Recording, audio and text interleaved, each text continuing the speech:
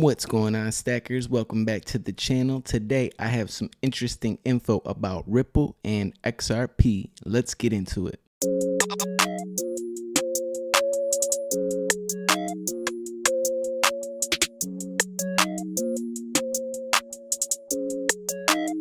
So first off, starting with this article, after 12 years, Ripple's president sees its payments and enterprise business evolving further.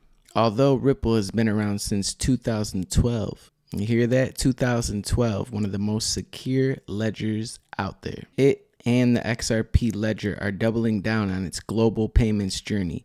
At the same time, it's also aiming to become the go-to enterprise infrastructure provider, the company's president, Monica Long, said on TechCrunch's Chain Reaction podcast. Distinct from the Ripple network and protocol, the XRP ledger is a decentralized public ledger with an open source code base that anyone can contribute to or use, Long said. And there are thousands of developers globally who do, she added. The original creators of the ledger saw that this could be a modern system for value movement that is as fast and as free as email, Long said. So instead of the analog technology of the post office versus email, we got the banking system today versus what you can achieve on a blockchain with a decentralized exchange. Most of you probably already know this, but I just wanted to point out they've been around since 2012.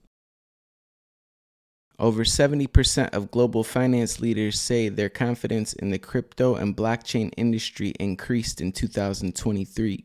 Here we go, 76%, baby. And then on to this article, which I find is very interesting. IBM announces new cold storage solution for digital assets. Now, we all know IBM is a very big company. Today, IBM is announcing IBM HyperProtect Offline Signing Orchestrator, a new technology to help deploy cold storage solutions for digital assets, and the latest addition to its confidential computing portfolio. Now, the most interesting part is right here. IBM has worked with Medico. Now, who is Medico? Medico is actually a company that Ripple bought for $250 million last year in 2023. Now, Medico is an institutional cold storage provider.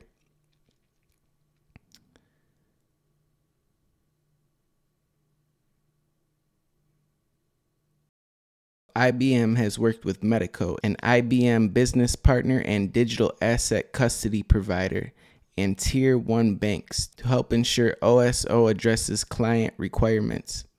Medico Harmonize offers a highly robust and secure orchestration system for digital asset applications and will leverage this solution. But basically from this article, I just wanted to point out the partnership.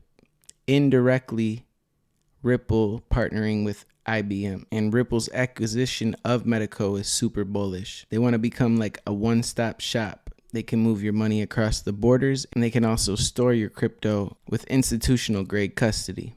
And then finally, I wanted to play this clip for you guys. Let's get into it. Okay. However, there's a lot of things coming just literally right around the corner. We already have Fed now. We're going to have SWIFT mandates. We're going to have SEPA Inst. There is just going to be a lot just in the payments arena, not necessarily just the whole of FS, but in the payments arena, there's a lot that's going to start to happen.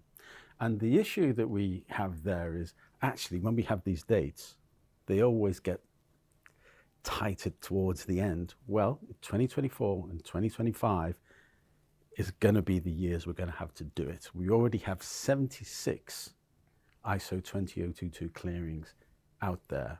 However, we're now getting mandates, we're now getting industry change. As you say, it is the tipping point when next year, 2024, we're going to get busy with ISO20022. Frankly, whether we like it or not. Restructuring of it really is very deep. Payments, I'm a payments guy, but, payments is not the be all and end all of banking, and it's just part of it. But all the other systems that are inside of the bank need to talk to the payment system, if you will. It's the bit in the very heart of it.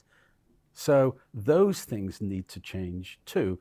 Otherwise, you're just putting a layer, and you could argue you're just putting lipstick on a pig, and that's not what anybody wants to do. It might be what they have to do, but it's not what they really want to do. So it is effectively anything that touches payments needs to get changed. And I think the way to fix that in many ways is to automate. And the issue that we have here is effectively the testing and the validation of an ISO project. 30 to 50% of that is just in the testing piece. Well, if we could automate that, then you're going to save yourself an awful lot of time and get those people customer facing. Unifits is saying, hey, look, we can get 80% of that testing and validation time down. So that allows you to read a lot quicker, do a lot more, but moreover, use those key skills with your customers rather than the internal battles that we all know happens with ISO20022. Wow, you hear that, guys? 2024-25 is when they're getting busy with the ISO20022. And who's ISO20022 compliant? XRP, XLM, Hbar, Algo. There's a couple good ones out there, guys. But anyways, I hope you guys enjoyed the video. I'll be back with another one tomorrow. Shout out to our sponsor, So Much Send, at SoMuchSend.com and at So Much Send on all platforms. Stay bullish and keep stacking.